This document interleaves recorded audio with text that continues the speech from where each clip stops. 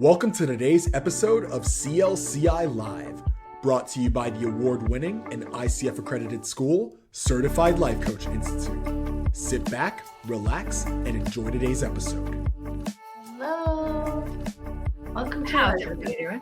Tuesday Live. I'm seeing if I can first get mad at Facebook before we start this. I'll tell No, you. we're talking about marketing, so we can't get mad at our Not allowed to get mad at marketing Facebook. platforms. Oh, nope, I'm pissed. Okay, so Love Facebook. hello everybody out there watching and hopefully tuning in to a non specific to coaching themed thingamajigger Wow, that's what we're doing. live. Thank you. But valuable, very valuable tools that we will be sharing, especially for all of those alumni that we have that ask questions about how to get clients. That's what this month will be about. Beyond that, make sure that we share, comment, join in the convo. We want to hear from you. So please, please, please join in the conversation. Ask your questions. We are live so that you may do that, so that you can do that. And I'm just going to leave it at that. And I think the rest of you guys got the rest of this live. It's been fun. Have a good day. No. So last month,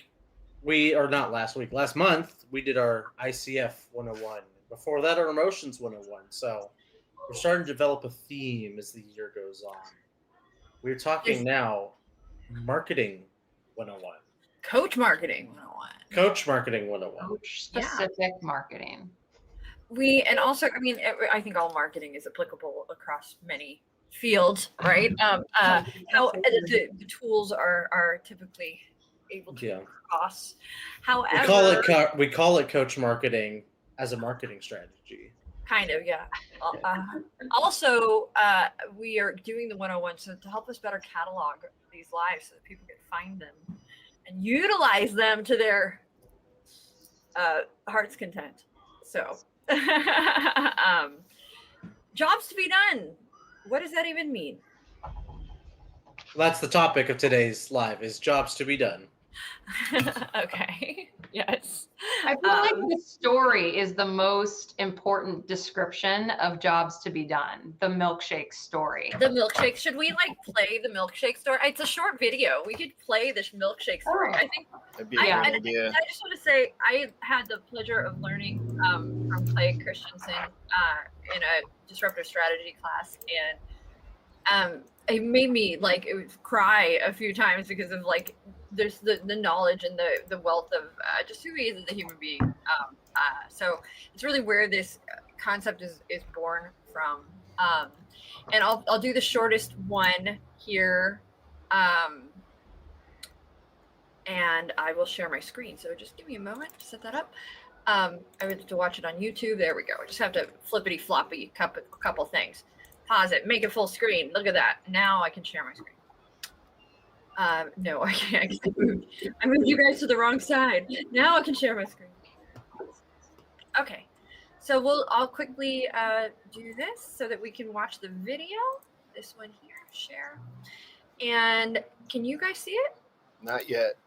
There it is. Yes. Okay, and I will make sure you guys can hear it as well. In a deeper way,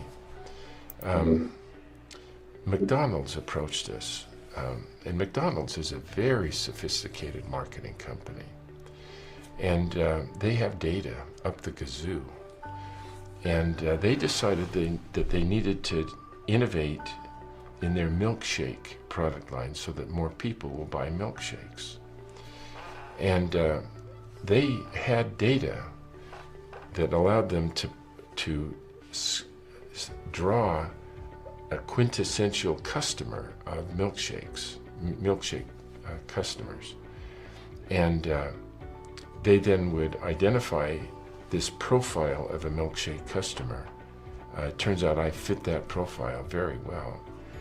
They would then invite people who hit the profile into conference rooms, and they'd ask them questions, trying to understand how could we improve the milkshakes so you'll buy more of them. And they'd get very very clear feedback. They would then improve the milkshake on those dimensions of performance, and it had no impact on sales or profits whatsoever. So we invited ourselves, and they agreed that we could try to approach it in a very different way. And that is, there's a job out there somewhere that arises in people's life on occasion that causes them to need to buy a milkshake. And we need to understand what the job is that causes people to buy a milkshake. And so one of our colleagues stood in a McDonald's restaurant for 18 hours one day and just took very careful notes on what time did he buy the milkshake, what was he wearing, was he alone or with other people, did he buy other food with it or just the milkshake, and did he eat it in the restaurant or did he go off in the car and take off. It turned out that about half of the milkshakes were sold before 8:30 in the morning. It was the only thing they bought. They were always alone, and they always got in the car and drove off with it. So we came the next morning and confronted and positioned ourselves outside the restaurant so that we could confront these people as they were emerging with their milkshake. And in language that they could better understand, we asked them, "Excuse me, you're creating real trouble for me because can you explain what job arose in your life that caused you to come here at 6:30 in the morning to hire a milkshake to get this? What's the job to be done here?" As they would struggle to answer why they came at 6:30, we'd ask them, well, step back a minute and think about the last situation in which you had the same situation, needing to get the same job done, but you didn't come here to hire a milkshake from McDonald's. What did you hire to get the job done? And one guy said, yeah, I hire donuts to do the job, but I can never hire just one. And another guy said, I do bagels, but boy, they're dry and they're tasteless. And so I have to put cream cheese on and steer the car with my knees while I'm putting cream cheese on. And it turns out, one of them said, I hired a Snickers bar to do the job, but I felt so guilty. I've never hired Snickers again. And one guy said, I never thought about it before, but last Friday I hired a banana to do the job. But it doesn't do the job very well at all. You finish it in less than a minute. But let me tell you, when I go to McDonald's, it is so viscous. It takes me about 23 minutes to suck it up that thin little straw. And I don't care what the ingredients are. All I know is that when 10 o'clock comes, I'm still full. And the job that all of these people were trying to get done was I have a long and boring drive to work. And I needed something that would just keep me engaged with life while I'm driving the car. I'm not hungry yet, but I know I'll be hungry by 10 o'clock. So I also, part of the job is, I need something to eat that would keep myself full when 10 o'clock happens.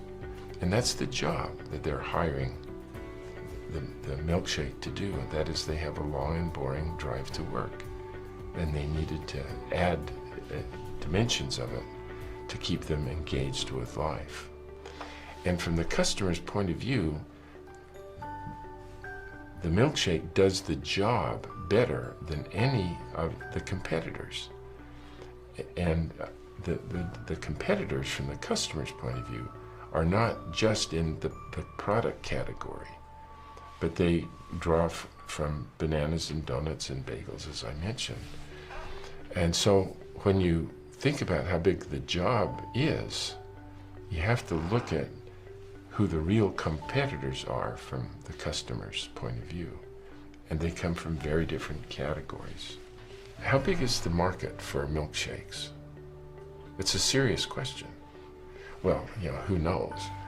But the size of the milkshake just isn't the sum of the milkshakes of Burger King, Wendy's, and McDonald's milkshakes, but it includes, from the customer's point of view, all of those other attributes of bananas, donuts, bagels, Snickers bars.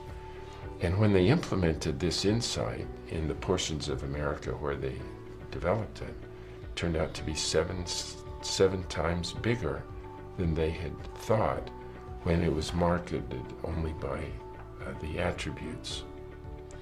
And most markets are characterized that way. There is a lot of non-consumption, and you can understand how to improve it only if you understand the job to be done.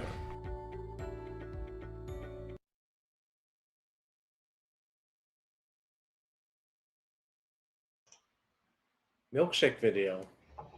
Everyone muted themselves. Brooke, you're also muted still. Infamous milkshake story. I think I've even told Jen the milkshake story Yes. to some degree before. Yeah. Yep. Now you got it from the source now. So, Good story. It's a very good story. but I mean, we're talking about milkshakes, but really we can apply this to life coaching, can we not? Yeah. Yes. I see heads nodding. Yeah. So we understand through that sort of illustration what a job to be done is. You're hiring something, or you're finding a solution to whatever job that needs to happen. So I want to ask, when somebody hires a life coach, what is the job to be done? I've got my own sneaking suspicion, which is very heavily biased in the fact that I also do project management. So like I'm looking at it through that lens. My suspicion is that the job to be done is that people are not project managers. They're not really good at understanding complicated or larger, longer term goals. Am I really loud? No, I'll you're stop normal. speaking so loud. It's just me.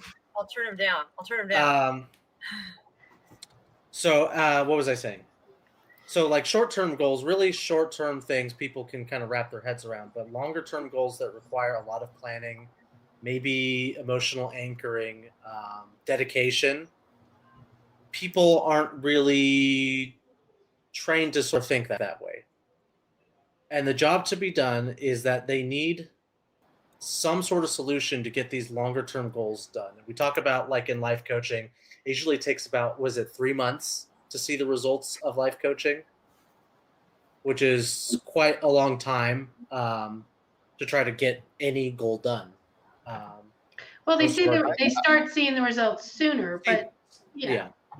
I think Or to develop a habit. Yeah. I think I think that yes, that's true. I think it's also very generalized kind of it's a big general overview of yes, why we hire life coaches. Absolutely. But considering the other solutions though, so what other things could someone do other than hiring a life coach to maybe accomplish goals? A mentor or consultant, someone who's giving them clear guidance, direction, advice. A therapist, a CRM tool, like a customer relationship, something that gives them like a list and dings them with things to do. There's apps, I'm sure. A personal assistant, maybe, like someone you literally hire to do these things for you.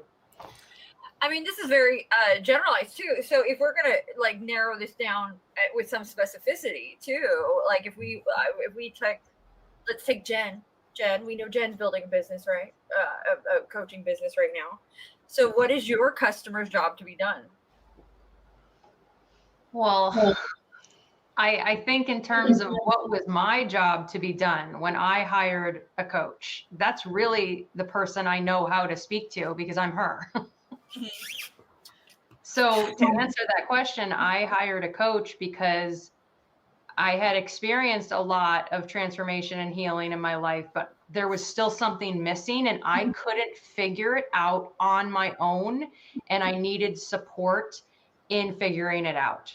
And so ultimately, it wasn't necessarily something that I was looking for. I had been hiring a lot of self-help books to try to, do the job that I was looking for, but those were not working.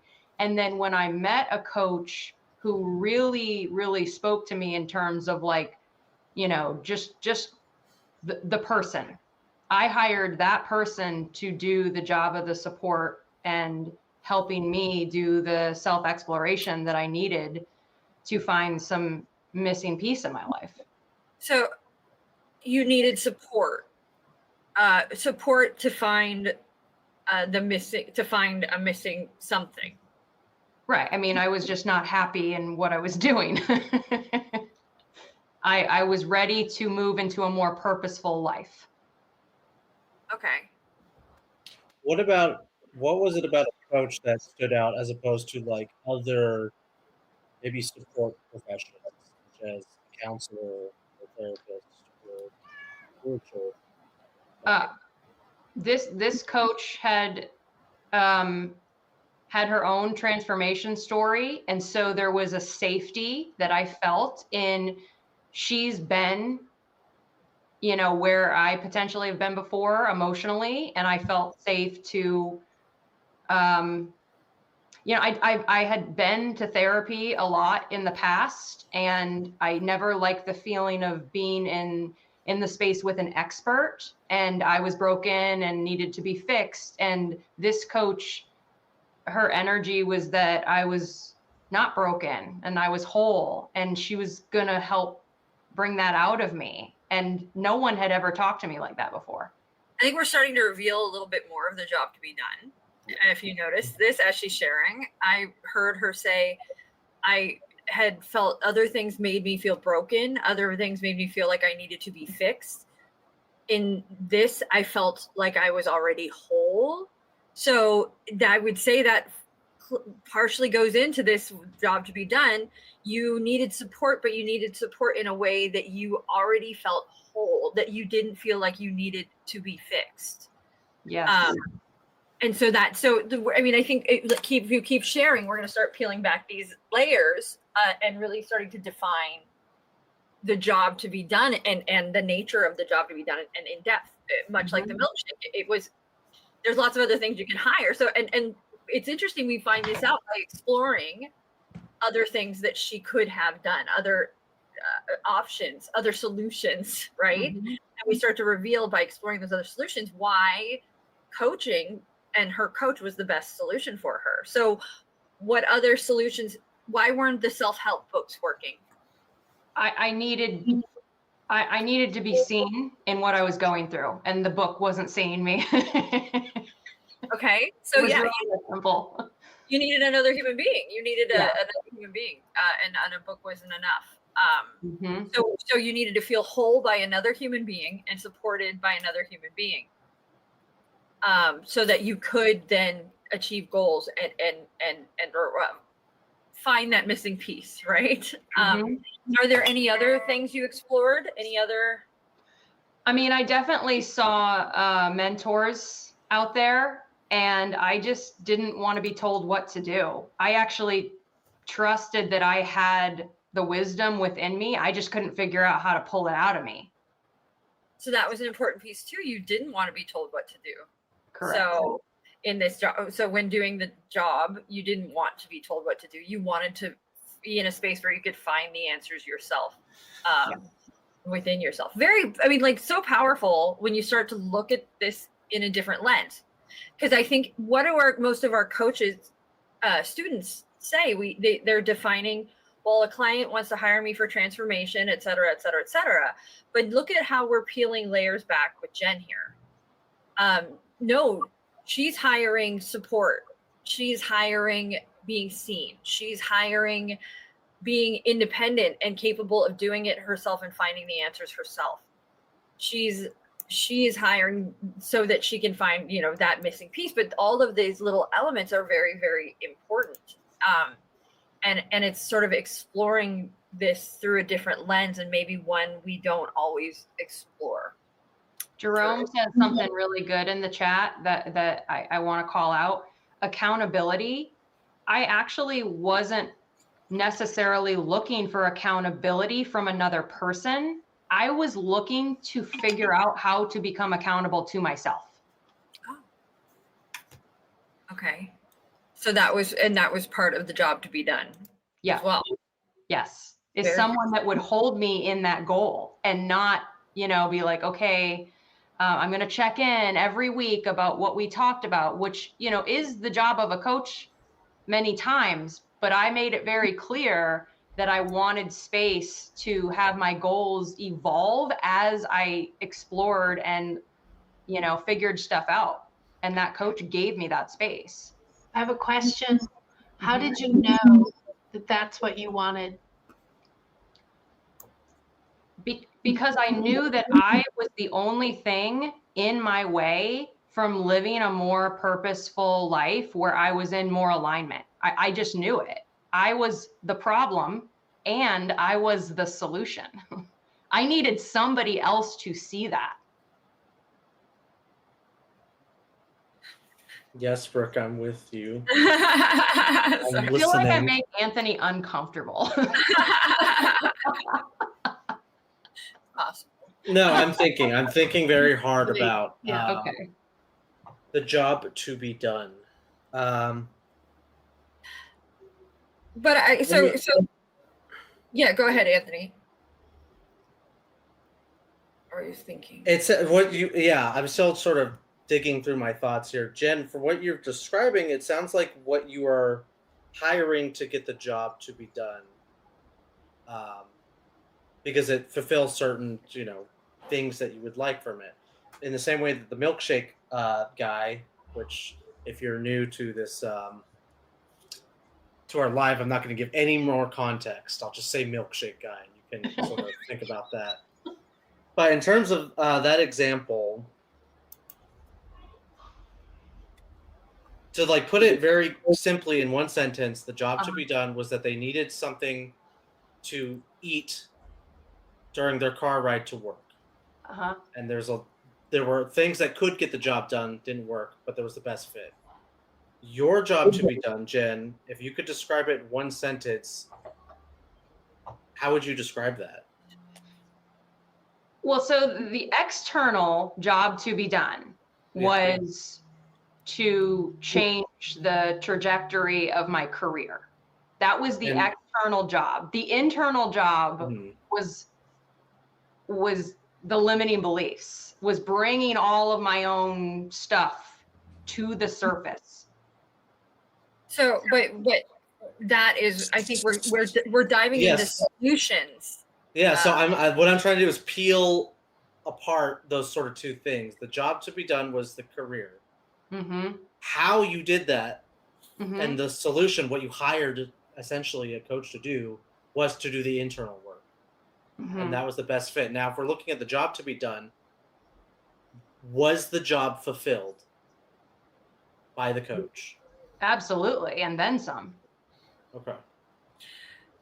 Also, too, I want to mention too. This we're really talking about earlier, like the moment right before. But truthfully, if we go back in time, there are events that have happened in Jen's life that sort of sent her down this road. That created this, and that might be she's miserable at her job. That might be a number of other things that send her tumbling towards. And 18 months, 36 months later, she hires a coach, right? Yeah.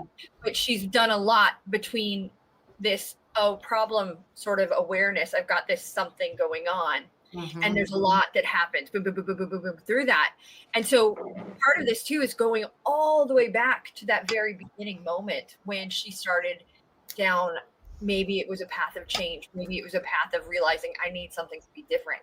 So if you go all the way back to that moment, can you think about what that moment might be? I'm just going to say what's coming up for me. This is so random sounding, but there was a moment in my previous job where I realized that I was in that job for me, like for me to learn lessons and like go through stuff that were going to carry me into whatever I did next. Like I just knew it. And I started just like researching like narcissism and like figuring out all this stuff that was really making me feel like a victim at this job. And it changed the trajectory for me. I started feeling more empowered and I started going, okay, this has purpose. And then I started seeking out more purpose. And then that was where I kind of met coaches and coaches came into my life, and all of a sudden I realized, hey, these might be the people that I've been looking for a really long time. So, and I want to go back. You said you were in a space where you were feeling like a victim, right? And then you started to hire things to sort of maybe it wasn't with the intention of for you not to feel like a victim, but you started to look at wanting to change something, right? I'm filling in blanks for you, and I shouldn't be. But so if we go back to that feeling like a victim, what did you want to accomplish when you started to search for things? I wanted to not feel like a victim. I wanted to not feel disempowered. I wanted to be able to recognize meaning and purpose in what I was going through, exactly where I was, without running from it. I didn't want to just leave. I wanted to learn the lesson that I was being presented with, even if it was super painful and made me feel awful sometimes. I mean, that sounds like a pretty accurate summation of the job to be done in this respect with a coach. And that could apply to things outside of, career. That sentence could be applied to anybody who's like, in a relationship or a marriage or switching jobs, all the other aspects of life coaching, on that sort of life coaching wheel we use, is the desire for change with the understanding that I'm not being rehabilitated. I am trying to make the change because I have the power to change. Yes. I'm not broken. Yeah. Yeah. So with that being, hold on one second. There is and I think this resonates with me, and I think it resonates with anybody who's in a coaching space, and maybe apart from organizational coaching a bit, or executive coaching, but I think it can still work in those spaces too. But there is a feeling of,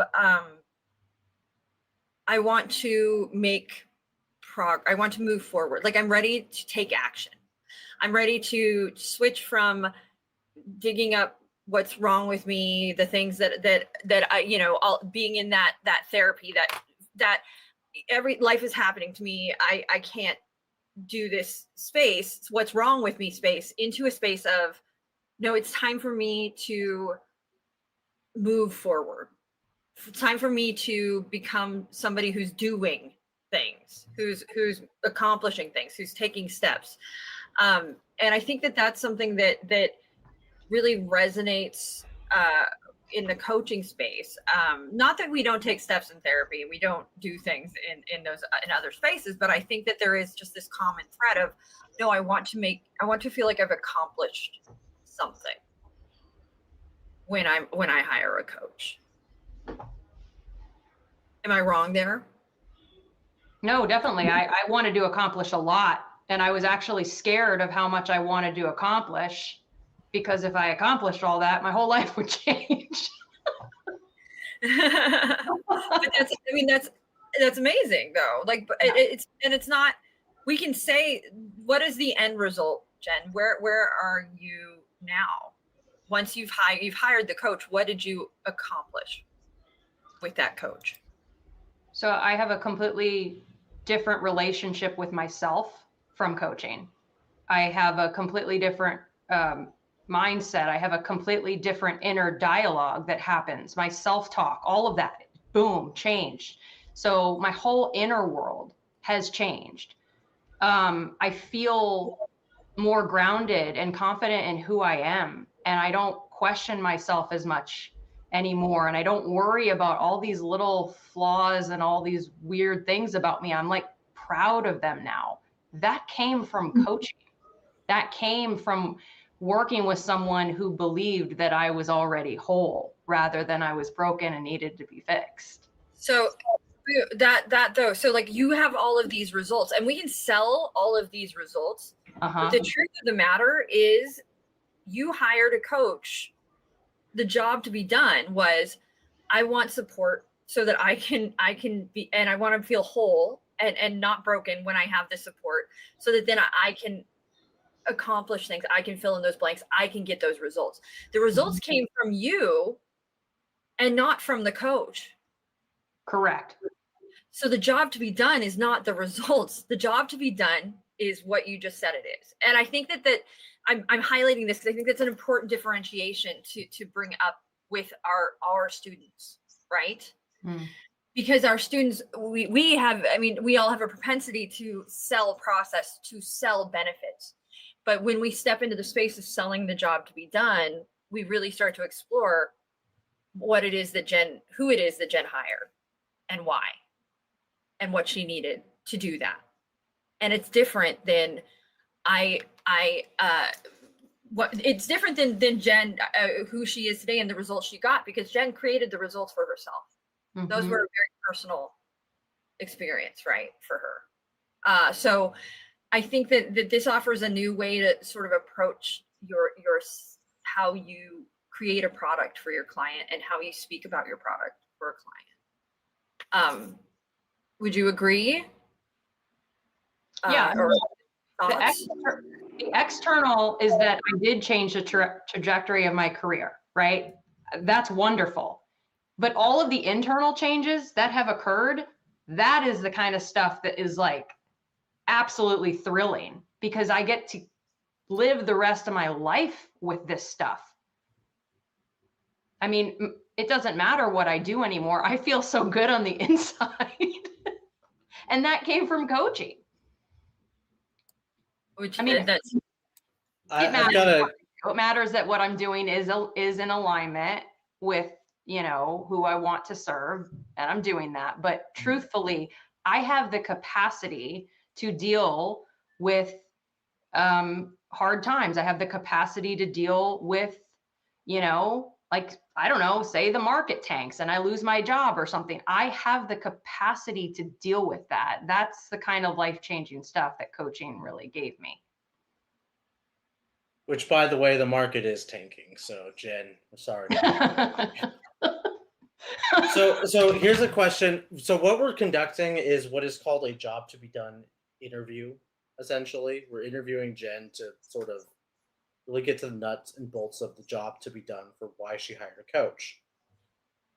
What I wanted to ask, though, is what did you know prior, because you said you listed all these amazing benefits and these internal changes that you went through. Did you, before hiring the coach, did you anticipate those changes were going to happen? Or did you, after having been coached, learned about all these benefits that you weren't aware of prior to?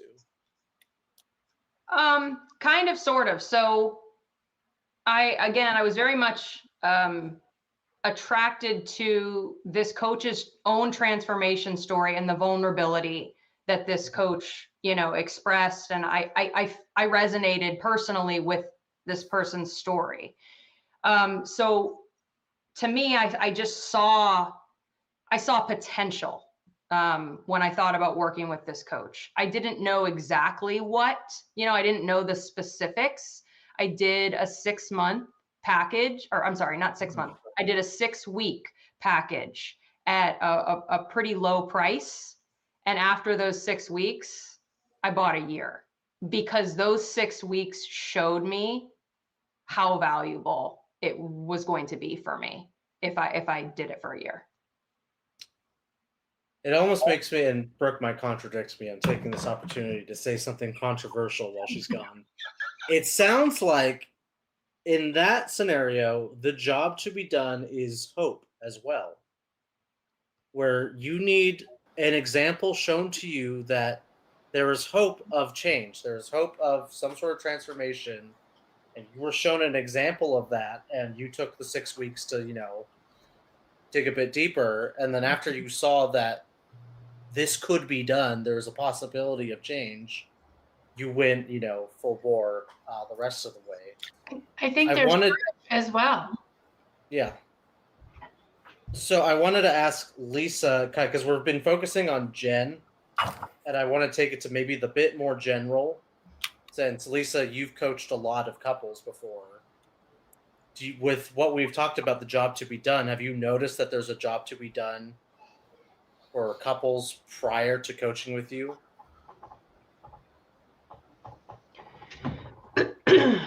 So usually one person feels, I hear an echo. Am I okay so far talking?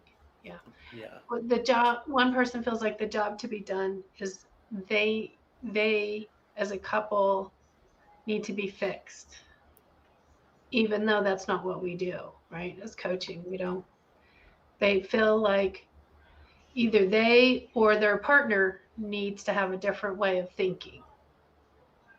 So the job to be done is basically they often want to have that relationship they think they had when they first got going, the romance, the connection that isn't tainted with all the arguments. So the job to be done, I guess, is reconnection or connection. So then when working with you as a couples coach, why is it that hiring you was the best solution for them? Like the clients afterwards who, loved working with you and gave you 5-star reviews, what was it about working with a coach that was the perfect hire? My first thing to say is it was equal grounding. Sometimes they came in thinking, one being dragged in thinking that they were going to be not seen and unheard because their partner had told them that they don't have the right story, but the equal ground is that they were both seen and they were both heard. Did that answer your question? Not sure. No, it did, because what it tells me is that, and at least in your situation, there's two people rather than one person, and it's sort of unequal. Yeah. One person is, hiring you for one thing where the other person might be expecting something else. Yeah.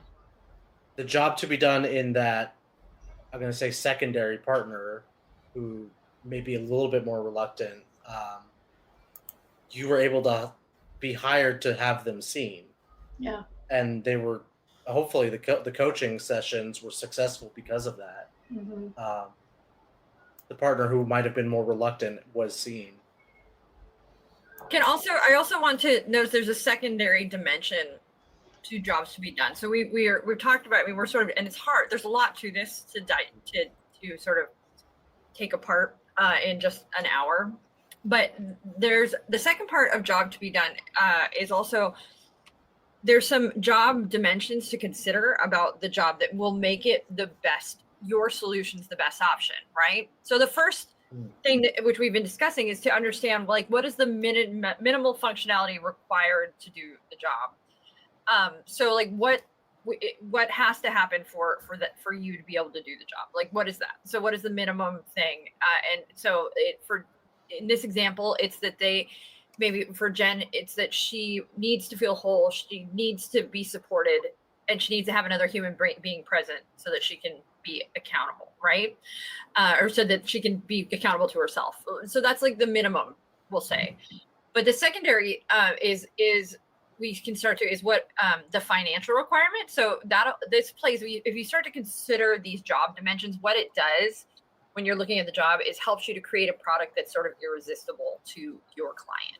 So that's when we bring these in. And so the next step is, so what are the guardrails to make it feasible? And so for Jen, she did the 6-week option first, I'm sure, because it was less expensive. She was not going to have to buy into something without testing it first and trying it first. So her coach is aware of financial guardrails and also aware she could do the job so well that after that 6 weeks, she could probably convert her to a high, so that Jen would pay more.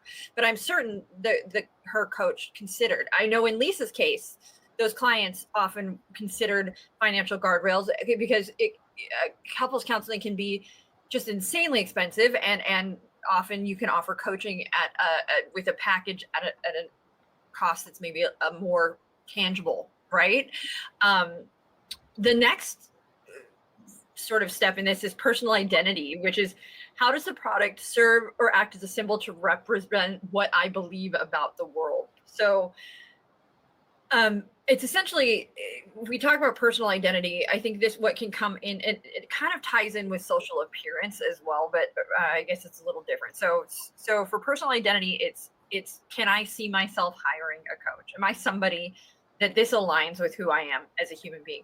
I know Anthony, hi, when he first heard about coaching, probably how would he have felt about hiring a coach in relation to your personal identity? This is a question directed to me. Yes. Waste of money. That's what I would have thought. No, we're talking about how would it make you feel about your personal identity. So if my personal identity, that would have made me feel incapable. I mean, this is sort of wrapped up in the same feelings I have personally. I'm not saying that this is a general observation about the status of these industries, but it made me feel the same way I felt about therapy, in which it would make me feel like I'm not capable on my own to do whatever goal that I have in mind, which I know for a fact there's plenty of goals that I'm not capable of doing on my own because I haven't done them yet, even though I've said that I would do them. By the time, not knowing any of this, my personal identity was sort of the same way that maybe Jen thought about therapy as well, where it's like there's something wrong with me and it's fixing something, which is not how I wanted my personal identity to be. My personal identity is more, I guess, maybe type A, where it's just like I want something, I go get it, and I figure out the best and most efficient way to do this. These are good things to know, though. Like, so we know when relation to Jen's personal identity, she didn't want to feel broken, right? She didn't want to feel like something had to be fixed. And so that is important when she hired somebody to do this job.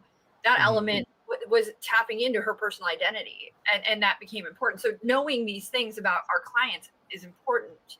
And we only have a few minutes left. The last one, I think there's one more after this, but no, this is the last one, is social appearance. How will it look out there in the world when I hire a coach for this job? How am I going to feel telling other people I hired a coach? And we think, for all of us who are more involved in the coaching space, no biggie. But when you look at like organizations, you know, if we talk about police officers, if we talk about even our armed forces and things like that, there's often a stigma attached to asking for help or hiring somebody for help. It's gotten better, but that is all based in this social appearance element, right? So why do you think we have drive-throughs? Not only for the convenience, but also because I don't want somebody to know I just went to, you know, eat a whole bunch of fast food if I can help it. If I'm somebody who it's important to me that I eat healthy, and I'm gonna be sort of ashamed, or there's this social, or people who buy brand names. Well, I buy brand names. I wear my brand name. Not me personally. I don't do this, but I have a brand name. I have a brand name purse. Really, any purse can serve functionally to do what I needed to do, but I'm buying that brand name because I'm the social appearance of who I am, who I appear to be to others, right? And that becomes an important part of this. And how can a coach utilize that, or how does that fall in to this coaching space? I'm gonna give my 2 cents on this. Well, we're talking about value, how someone perceives a value. Is that what you're saying? No, it's like social appearance. So it's just, how will others view me while I use this product or service? How will others view me while I am working with a coach? Okay. You do not have to call your services coaching as a coach. True. Yeah. What you offer strictly in a session is coaching. The skill set you possess is that of a coach. The accreditation or certification is that of a coach. You can call whatever it is that you're doing, whatever you want, though, and aside from like therapy. Let's be very clear on that. But if the population you want to serve may have a stigma against seeing a coach or a life coach, call yourself something else. We very much encourage at CLCI to niche yourself down and Maybe not it's to be not even- just a life coach. Maybe it's not that you're offering, what you're saying is the job to be done is that they're hiring a coach because they want to be coached. It's most likely that the job to be done is something else entirely. So let's, for example, say that it's you've got somebody who has quit their job and they want to transition into a new profession. They want to, start their, I'm thinking of example is I'm in Pilates training. I've got a woman there who just retired from LAPD and she now wants to teach Pilates. And so she's done being a detective and she's making this transition. So she might hire a coach. The job to be done there would be to assist her in starting her business. So you may not have to call it, what I do is I'm a business coach. I'm going to coach you to your business. No, I'm going to assist you in starting your new business, finding the way to do that, finding the goals to do that. Right. There are some hurdles perhaps in certain circles where you have to think about how is the people around this person going to affect whether or not they buy my service. And so if you can make it the most palatable for them, that is very helpful in all of these, in the functional requirements, in the financial requirement, in the personal identity. If you can tap into what your client wants in each of those sections, you create a product that is tailored to your client and their needs. Brooke, I want to ask a quick question as well that you would probably know the answer to. If I called myself a consultant as my business, but I only ever did coaching, could I still be called a consultant? Yeah.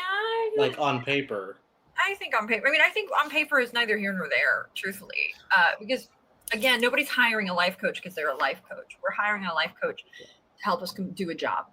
So who you are, what you call yourself in this lens, under this lens, is sort of irrelevant to me. If you can Well, it might be relevant to my clients. Let me finish. Go on. If you can assist me in doing whatever job I need done and do so in a way that for me, your client is functional, agrees with me functionally, agrees with me financially, is in line with my personal identity, and is also makes me look good to the rest of the world while I'm doing it, right? All four of those things. Mm-hmm. I don't care what you call it yourself. You're now offering something that you're helping me solve a solution and doing so in a way that is best for me, whoever that client is. It's how you create a product that is irresistible to clients. Can I add something? Because I really want to hear your opinion on this, Brooke. Yeah. When I hired a coach for a year, there was not a single person in my circle of people that thought that I was spending money wisely. Every single person said, okay, crazy. They didn't get it at all.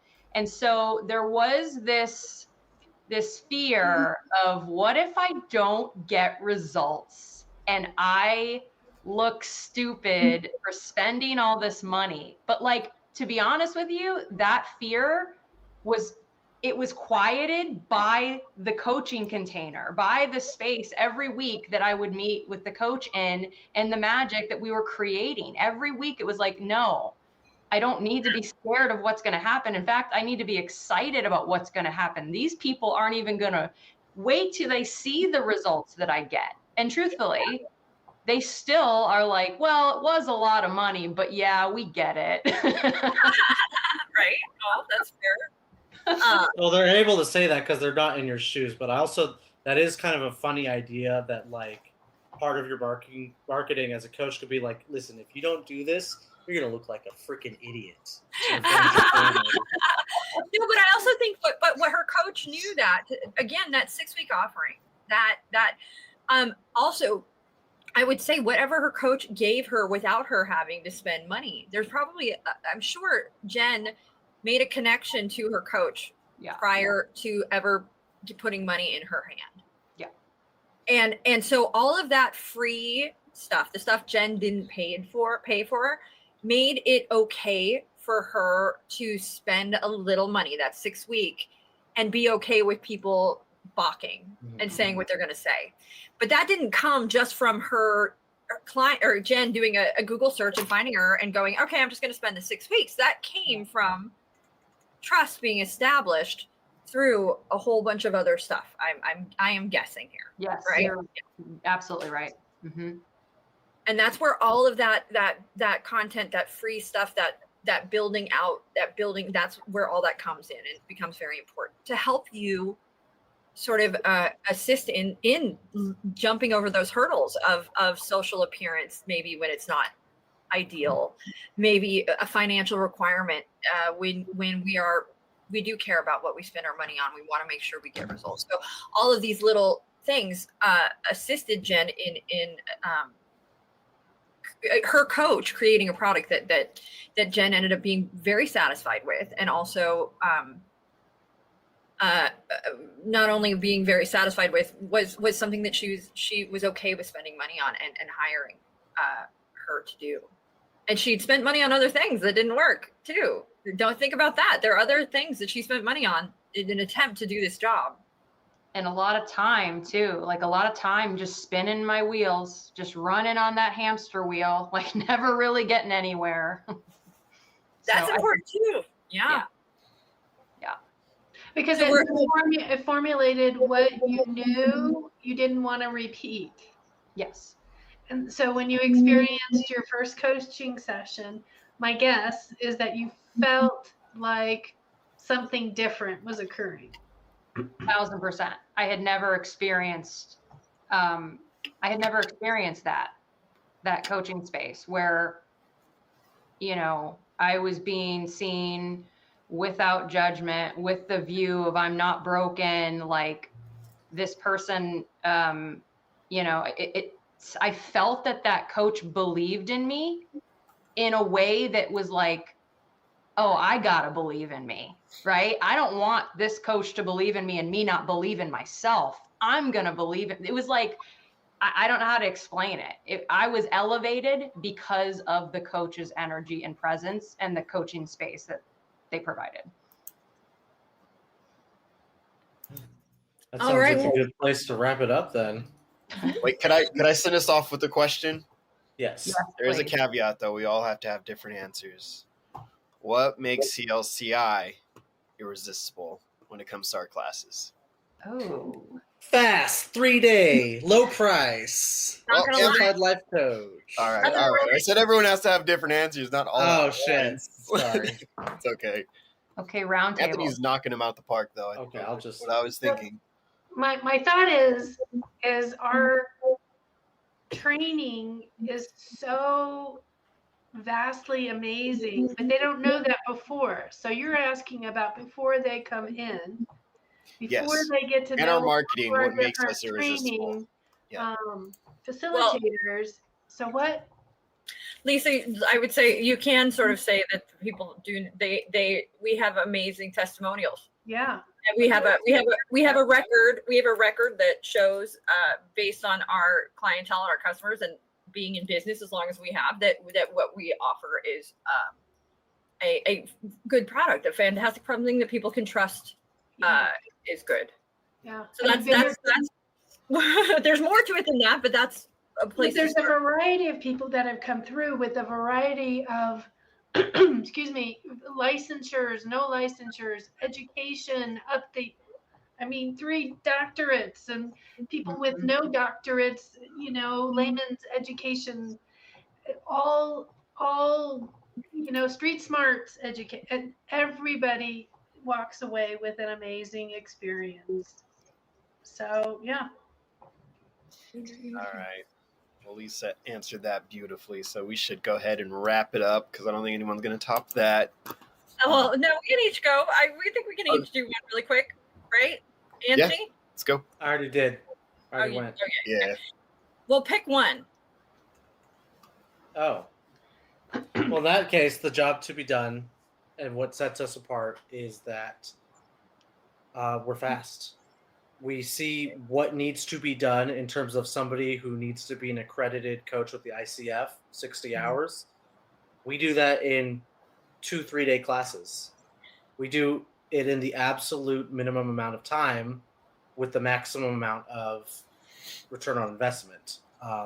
And that's the job that is to be done, and we do it the most efficiently, better than everyone else. Yeah, and that's important because people have a lot of our clientele. They don't have 6 months sometimes to get the job done. They don't have or if they're a company and they want to get 20, 40, 60 people through, they can't have their 20, 40, 60 people training for 3 months, 6 months. They need them trained in a shorter amount of time. Could you imagine the milkshake example if the straw was like this size and it took 10 hours to drink your damn shake? Right. That's what those other schools are like. We're a nice big straw for people who want Boba straw. the same amount of shake in a shorter amount of time. Yeah. But it's the same time versus same time. It's the same product, right? Mhm. You're going to get the same amount of hours 16 ounces in of the milkshake. longer time same. frame than the, what's the word I'm looking for? Immersion. Jen, you're next. Oh, Thank you. the job to be done is connection, in my opinion, what I was looking for in the classes, and I was blown away. The facilitators and the class technicians, the people holding space in these classes are phenomenal. And then the students in the classes themselves, my God, I mean, what an amazing group of people that we gather into these virtual spaces. I again, blown away by the connection that was created in these rooms. And the 3 days, I mean, wow, it felt way longer than 3 days because of how much was just put in there. I mean, between the content and the connection, I was blown away when I took the class. I did not expect it, and I loved it. Jerome? For me, I think it would be probably transparency.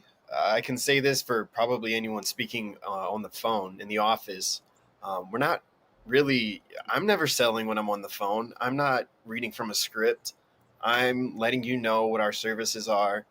And I think we have enough results to back that up to the point where I don't have to feel like I'm kind of like, when people are asking questions about other programs, I'll let them know, I'm not 100% sure about these other programs, but what I do know is our program is amazing. And this is why. These are the things that you get out of it. And I feel every call when it comes to a sales call is successful because all we've really got to do is let everybody know exactly what goes on here. And with that transparency, I think that makes us an irresistible product and program for people to be a part of. Yeah. Last but not least. The product sells itself. Yeah. We don't have to sell it. And people feel that on the other end of the call. Yeah. Last but not least, I would say that we are a diverse group of human beings with varied backgrounds, opinions. Everybody who works here is a different human being, and I think that we celebrate that, and that comes through in this. I mean, not only here, but in what we offer, because you're not just getting a single opinion or a single experience. You're getting a really a more realistic picture of what the world is, which is a whole different kinds of people, different kinds of coaches, different kinds of backgrounds and experiences, and just like a whole world of different human beings, both represented here at the company and in our students as well. So I think that's important. It comes through. So. And with that, we will sign off. Be sure to like, subscribe, share, comment, take our 3-day classes, become a certified life coach, and figure out the job to be done for your client. See you guys next week. Hey everyone, thanks for tuning in to today's episode. Once again, this is brought to you by Certified Life Coach Institute. We're an ICF accredited school who certifies our life coaches in 3-day online intensive courses. In addition to other podcast episodes, feel free to check us out every Tuesday at 4:00 p.m. Pacific Standard Time on YouTube or Facebook for our CLCI Lives, where we get together and discuss various topics that are centered around sharpening your skills so you can become a better certified life coach. For more information, feel free to visit us at CertifiedLifeCoachInstitute.com.